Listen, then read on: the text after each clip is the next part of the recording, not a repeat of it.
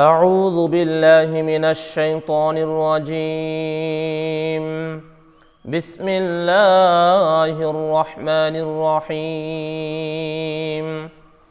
وقال الذين لا يرجون لقاءنا لولا أنزل علينا الملائكة أو نرى ربنا لقد استكبروا في أنفسهم وعتوا عتوا كبيرا يوم يرون الملائكة لا بشرى يومئذ للمجرمين ويقولون حجرا محجورا وقدمنا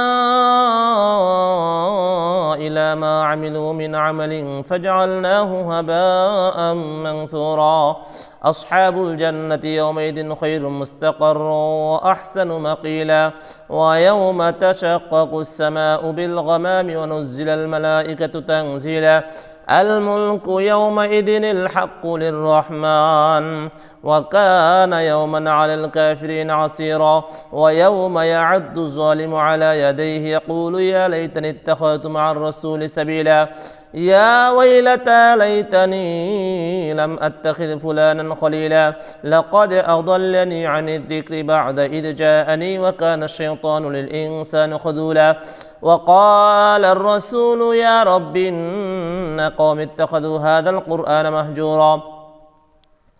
وكذلك جعلنا لكل نبي عدوا من المجرمين وكفى بربك هاديا ونصيرا وقال الذين كفروا لولا نزل عليه القرآن جملة واحدة كذلك لنثبت به فؤادك ورتلناه ترتيلا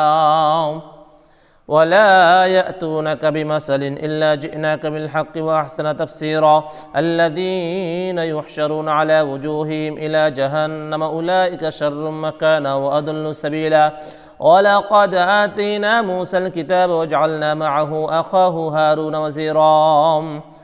فقلنا اذهبا إلى القوم الذين كذبوا بآياتنا فدمرناهم تدميرا وقوم نوح لما كذبوا الرسل أغرقناهم وجعلناهم للناس آية وأعتدنا للظالمين عذابا أليما وعادا وثمود وأصحاب الرس وقرونا بين ذلك كثيرا وكلا ضربنا له الأمثال كلا تبرنا تتبيرا ولقد أتوا على القرية التي أمطرت مطر السوء أفلم يكونوا يرونها بل كانوا لا يرجون نشورا وإذا رأوك يتخذونك إلا هزوا أهذا الذي بعث الله رسولا إن كاد ليضلنا عن آلهتنا لولا أن صبرنا عليها وسوف يعلمون حين يرون العذاب من أضل سبيلا أرأيت من اتخذ إلهه هواه أفأنت تكون عليه وكيلا أم تحسب أن أكثرهم يسمعون أو يعقلون إن هم إلا كالأنعام بل هم أضل سبيلا ألم تر إلى ربك كيف مد الظل ولو شاء لجعله ساكنا ثم جعلنا الشمس عليه دليلا ثم قبضناه إلينا قبضا يسيرا وهو الذي جعل لكم الليل لباسا والنوم سباتا وجعل النهار نشورا وهو الذي أرسل الرياح بشرا بين يدي رحمته وأنزلنا من السماء ماء طهورا لنحيي به بلدة ميتا ونسقيه مما خلقنا أنعاما وأناسيا كثيرا ولقد صرفناه بينهم ليذكروا فأبى أكثر الناس إلا كفورا ولو شئنا لبعثنا في كل قرية نذيرا فلا تطع الكافرين وجاهدهم به جهادا كبيرا وهو الذي مرج البحرين هذا عذب فرات وهذا ملح أجاج وجعل بينهما برزخا وحجرا محجورا وهو الذي خلق من الماء بشرا فجعله نسبا وصهرا وكان ربك قديرا ويعبدون من دون الله ما لا ينفعهم ولا يضرهم وكان الكافر على ربه ظهيرا وما أرسلناك إلا مبشرا ونذيرا قل ما أسألكم عليه من أجر إلا من شاء أن يتخذ إلى ربه سبيلا وتوكل على الحي الذي لا يموت وسبح بحمده وكفى به بذنوب عباده خبيرا الذي خلق السماوات والأرض ما بينهما في 6 أيام ثم استوى على العرش الرحمن فاسأل به خبيرا وإذا قيل لهم اسجدوا للرحمن قالوا وما الرحمن أنسجد لما تأمرنا وزادهم نفورا تبارك الذي جعل في السماء بروجا وجعل فيها سراجا وقمرا منيرا وهو الذي جعل الليل والنهار خلفة لمن أراد أن يذكر أو أراد شكورا وعباد الرحمن الذين يمشون على الأرض هونا وإذا خاطبهم الجاهلون قالوا سلاما والذين يبيتون لربهم سجدا وقياما والذين يقولون ربنا اصرف عنا عذاب جهنم إن عذابها كان غراما إنها ساءت مستقرا ومقاما والذين إذا أنفقوا لم يسرفوا ولم يقتروا وكان بين ذلك قواما والذين لا يدعون مع الله إلها آخر ولا يقتلون النفس التي حرم الله إلا بالحق ولا يزنون ومن يفعل ذلك يلقى أثاما يضاعف له العذاب يوم القيامة ويخلد فيه مهانا إلا من تاب وآمن وعمل عملا صالحا فأولئك يبدل الله سيئاتهم حسنات وكان الله غفورا رحيما ومن تاب وعمل صالحا فإنه يتوب إلى الله متابا والذين لا يشهدون الزور وإذا مروا باللغو مروا كراما والذين إذا ذكروا بآيات ربهم لم يخروا عليها صما وعميانا والذين يقولون ربنا هب لنا من أزواجنا وذرياتنا قرة أعين واجعلنا للمتقين إماما أولئك يجزون الغرفة بما صبروا ويلقون فيها تحية وسلاما خالدين فيها حسنت مستقرا ومقاما قل ما يعبأ بكم ربي لولا دعاؤكم فقد كذبتم فسوف يكون لزاما سورة الشعراء مكية بسم الله الرحمن الرحيم طاسيم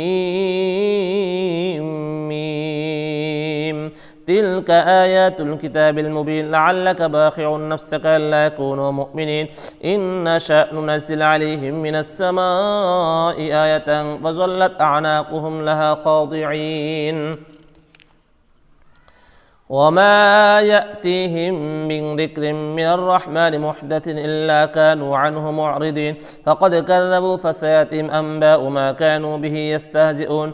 أولم يروا إلى الأرض كم أنبتنا فيها من كل زوج كريم إن في ذلك لآية وما كان أكثرهم مؤمنين وإن ربك لهو العزيز الرحيم وإذ نادى ربك موسى أن ائت القوم الظالمين قوم فرعون ألا يتقون قال رب إني أخاف أن يكذبون ويضيق صدري ولا ينطلق لساني فأرسل إلى هارون ولهم علي ذنب فأخاف أن يقتلون قال كلا فاذهبا بآياتنا إنا معكم مستمعون فأتيا فرعون فقولا إنا رسول رب العالمين أن أرسل معنا بني إسرائيل قال ألم ربك فينا وليدا ولبثت فينا من عمرك سنين وفعلت فعلتك التي فعلت وأنت من الكافرين قال فعلتها إذا وأنا من الضالين ففررت منكم لما خفتكم فوهب لي ربي حكما وجعلني من المرسلين وتلك نعمة تمنها علي أن عبدت بني إسرائيل قال فرعون وما رب العالمين قال رب السماوات والأرض وما بينهما إن كنتم موقنين قال لمن حوله ألا تستمعون قال ربكم ورب آبائكم الأولين قال إن رسولكم الذي أرسل إليكم لمجنون قال رب المشرق والمغرب وما بينهما إن كنتم تعقلون قال لئن اتخذت إلها غيري لأجعلنك من المسجونين قال أولو جئتك بشيء مبين قال فأت به إن كنت من الصادقين فألقى عصاه فإذا هي ثعبان مبين ونازع يده فإذا هي بيضاء للناظرين قال للملأ حوله إن هذا لساحر عليم يريد أن يخرجكم من أرضكم بسحره فماذا تأمرون قالوا أرجه أخاه وبعث في المدائن حاشرين يأتوك بكل سحار عليم فجمع السحرة لميقات يوم معلوم وقيل للناس هل أنتم مجتمعون لعلنا نتبع السحرة إن كانوا هم الغالبين فلما جاء السحرة قالوا لفرعون أئن لنا لأجرا إن كنا نحن الغالبين قال نعم وإنكم إذا لمن المقربين قال لهم موسى ألقوا ما أنتم ملقون فألقوا حبالهم وعصيهم وقالوا بعزة فرعون إنا لنحن الغالبون فألقى موسى عصاه فإذا هي تلقف ما يأفكون فألقي السحرة ساجدين قالوا آمنا برب العالمين رب موسى وهارون قال آمنتم له قبل أن آذن لكم إنه لكبيركم الذي علمكم السحر فلسوف تعلمون لأقطعن أيديكم وأرجلكم من خلاف ولأصلبنكم أجمعين قالوا لا ضير إنا إلى ربنا منقلبون إنا نطمع أن يغفر لنا ربنا خطايانا أن كنا أول المؤمنين وأوحينا إلى موسى أن أسر بعبادي إنكم متبعون فأرسل فرعون في المدائن حاشرين إن هؤلاء لشرذمة قليلون وإنهم لنا لغائظون وإنا لجميع حاضرون فأخرجناهم من جنات وعيون وكنوز ومقام كريم كذلك وورثناها بني إسرائيل فأتبعوهم مشركين فلما تراءى الجمعان قال أصحاب موسى إنا لمدركون قال كلا إن معي ربي سيهدين فأوحينا إلى موسى أن اضرب بعصاك البحر فانفلق فكان كل فرق كالطود العظيم وأزلفنا ثم الآخرين وأنجينا موسى من معه أجمعين ثم غرقنا الآخرين إن في ذلك لآية وما كان أكثرهم مؤمنين وإن ربك لهو العزيز الرحيم واتل عليهم نبأ إبراهيم إذ قال لأبيه قومه ما تعبدون قالوا نعبد أصناما فنظل لها عاكفين قال هل يسمعونكم إذ تدعون أو ينفعونكم أو يضرون قالوا بل وجدنا آباءنا كذلك يفعلون قال فرأيتم ما كنتم تعبدون أنتم وآباؤكم الأقدمون فإنهم عدو لي إلا رب العالمين الذي خلقني فهو يهدين والذي هو يطعمني ويسقين وإذا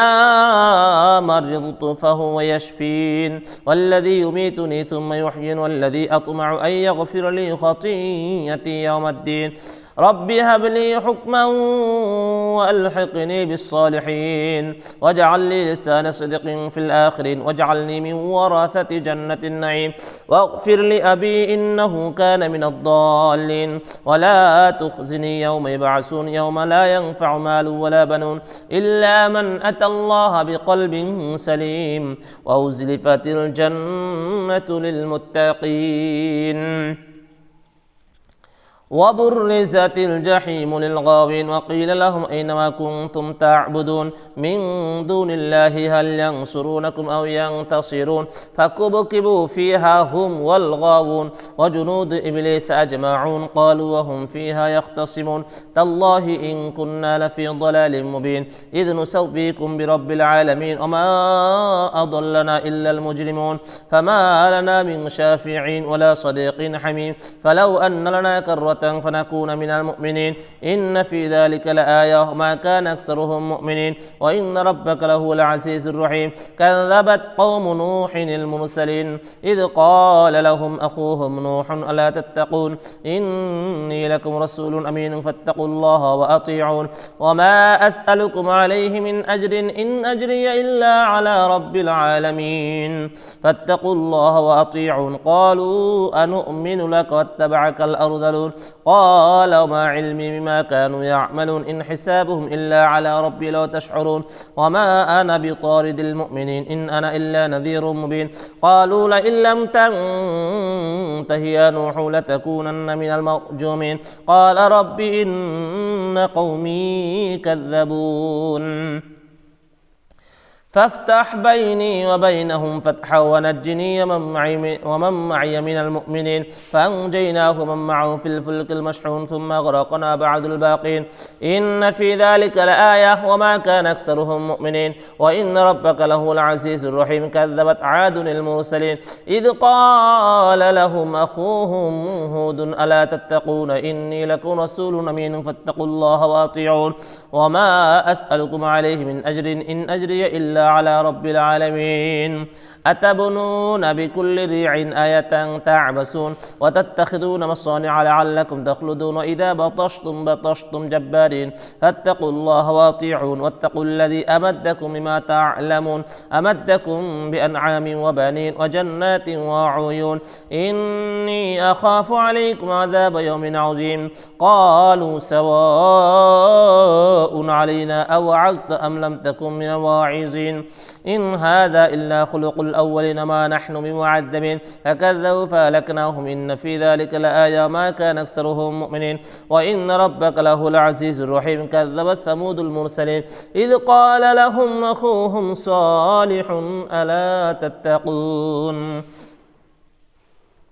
إني لكم رسول أمين فاتقوا الله وأطيعون ما أسألكم عليه من أجر إن أجري إلا على رب العالمين أتتركون فيما هاهنا آمن في جنات وعيون وزروع ونخل طلعها هضيم وتنحتون من الجبال بيوتا فارهين فاتقوا الله وأطيعون ولا تطيعوا أمر المسرفين الذين يفسدون في الأرض لا يصلحون قالوا إنما أنت من المساحرين ما أنت إلا بشر مثلنا فأت بآية إن كنت من الصادقين قال هذه ناقة لها شرب ولكم شرب يوم معلوم ولا تمسوها بسوء فيأخذكم عذاب يوم عظيم فعاقروها فأصبحوا نادمين فأخذهم العذاب إن في ذلك لآية وما كان أكثرهم مؤمنين وإن ربك لهو العزيز الرحيم كذبت قوم لوط المرسلين إذ قال لهم أخوهم لوط ألا تتقون إني لكم رسول أمين فاتقوا الله وأطيعون ما أسألكم عليه من أجر إن أجري إلا على رب العالمين أتأتون الذكران من العالمين وتذرون ما خلق لكم ربكم من أزواجكم بل أنتم قوم عادون قالوا لئن لم تنته يا لوط لتكونن من المخرجين قال إني لعملكم من القالين رب نجني وأهلي مما يعملون فنجيناه وأهله أجمعين إلا عجوزا في الغابرين ثم دمرنا الآخرين وأمطرنا عليهم مطرا فساء مطر المنذرين إن في ذلك لآية وما كان أكثرهم مؤمنين وإن ربك له العزيز الرحيم كذب أصحاب الأيكة المرسلين إذ قال لهم شعيب ألا تتقون إني لكم رسول أمين فاتقوا الله وأطيعون وما أسألكم عليه من أجر إن أجري إلا على رب العالمين أوفوا الكيل ولا تكونوا من المخسرين وزنوا بالقسطاس المستقيم ولا تبخسوا الناس أشياءهم لا تعثوا في الأرض مفسدين واتقوا الذي خلقكم الجبلة الأولين قالوا إنما أنت من المساحرين وما أنت إلا بشر مثلنا وإن نظنك لمن الكاذبين فأسقط علينا كسفا من السماء إن كنت من الصادقين قال ربي أعلم بما تعملون فكذبوا فأخذهم عذاب يوم الظلة إنه كان عذاب يوم عظيم إن إن في ذلك لآية وما كان أكثرهم مؤمنين وإن ربك لهو العزيز الرحيم وإنه لتنزيل رب العالمين نزل به الروح الأمين على قلبك لتكون من المنذرين بلسان عربي مبين وإنه لفي زبر الأولين أولم يكن لهم آية أن يعلمه علماء بني إسرائيل ولو نزلناه على بعض الأعجم فقرأه عليهم ما كانوا به مؤمنين كذلك سلكناه في قلوب المجرمين لا يؤمنون به حتى لو العذاب الأليم فيأتيهم بغتة وهم لا يشعرون فيقولوا هل نحن منذرون أفبعذابنا يستعجلون أفرأيت إن متعناهم سنين ثم جاءهم ما كانوا يوعدون ما أغنى عنهم ما كانوا يمتعون وما أهلكنا من قرية إلا لها منذرون ذكرى ما كنا ظالمين وما تنزلت به الشياطين ما ينبغي لهم ما يستطيعون إنهم عن السمع لمعزولون فلا تدعوا مع الله إلها آخر فتكون من المعذبين وأنذر عشيرتك الأقربين واخفض جناحك لمن اتبعك من المؤمنين فإن عصوك فقل إني بريء مما تعملون وتوكل على العزيز الرحيم الذي يراك حين تقوم وتقلبك في الساجدين إنه هو السميع العليم هل ننبئكم على من تنزل الشياطين تنزل على كل أفاك أثيم يلقون السمع وأكثرهم كاذبون والشعراء يتبعهم الغاوون ألم تر أنهم في كل واد يهيمون وأنهم يقولون ما لا يفعلون إلا الذين آمنوا وعملوا الصالحات وذكروا الله كثيرا وانتصروا من بعد ما ظلموا وسيعلم الذين ظلموا أي منقلب ينقلبون سورة النمل مكية بسم الله الرحمن الرحيم طاسين تلك آيات القرآن وكتاب مبين هدى وبشرى للمؤمنين الذين يقيمون الصلاة ويؤتون الزكاة وهم بالآخرة هم يوقنون إن الذين لا يؤمنون بالآخرة زينا لهم أعمالهم فهم يعمهون أولئك الذين لهم سوء العذاب وهم في الآخرة هم الأخسرون وإنك لتلقى القرآن من لدن حكيم عليم إذ قال موسى لأهله إني آنست نارا سآتيكم منها بخبر أو آتيكم بشهاب قبس لعلكم تصطلون فلما جاءها نودي أن بورك من في النار من حولها وسبحان الله رب العالمين يا موسى إنه أنا الله العزيز الحكيم وأن ألق عصاك فلما رآها تهتز كأنها جان ولا مدبرا ولم يعقب يا موسى لا تخف إني لا يخاف لدي المرسلون إلا من ظلم ثم بدل حسنا بعد سوء فإني غفور رحيم وأدخل يدك في جيبك تخرج بيضاء من غير سوء في 9 آيات إلى فرعون وملأ وقومه إنهم كانوا قوما فاسقين فلما جاءتهم آياتنا مبصرة قالوا هذا سحر مبين وجحدوا بها واستيقنتها أنفسهم ظلما وعلوا فانظر كيف كان عاقبة المفسدين ولقد آتينا داود وسليمان علما وقال الحمد لله الذي فضلنا على كثير من عباده المؤمنين وورث سليمان داود وقال يا أيها الناس علمنا منطق الطير وأوتينا من كل شيء إن هذا لهو الفضل المبين وحشر لسليمان جنوده من الجن والإنس والطير فهم يوزعون حتى إذا أتوا على واد النمل قالت نملة يا أيها النمل ادخلوا مساكنكم لا يحطمنكم سليمان وجنوده وهم لا يشعرون فتبسم ضاحكا من قولها وقال رب أوزعني أن أشكر نعمتك التي أنعمت علي وعلى والدي وأن أعمل صالحا ترضاه وأدخلني برحمتك في عبادك الصالحين الصالحين وتفقد الطير فقال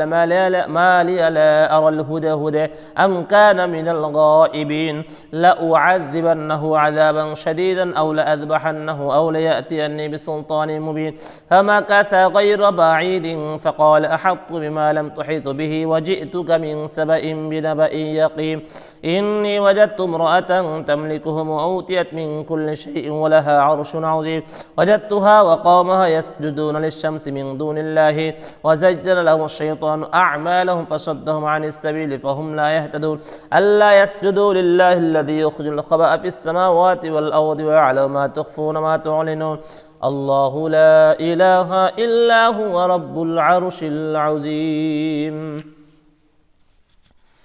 قال سننظر أصدقت أم كنت من الكاذبين اذهب بكتابي هذا فألقيه إليهم ثم تول عنهم فانظر ماذا يرجعون قالت يا أيها الملأ إني ألقي إلي كتاب كريم إنه من سليمان وإنه بسم الله الرحمن الرحيم ألا تعلوا علي وأتوني مسلمين قالت يا أيها الملأ أفتوني في أمري ما كنت قاطعة أمرا حتى تشهدون قالوا نحن أولو قوة وأولو بأس شديد والأمر إليك فانظري ماذا تأمرين قالت إن الملوك إذا دخلوا قرية أفسدوها وجعلوا أعزة أهلها أذلة وكذلك يفعلون وإني مرسلة إليهم بهدية فناظرة بما يرجع المرسلون فلما جاء سليمان قال تمدونني بمال فما آتاني الله خير مما آتاكم بل أنتم بهديتكم تفرحون ارجع إليهم فلنأتينهم بجنود لا قبل لهم بها ولنخرجنهم منها أذلة وهم صاغرون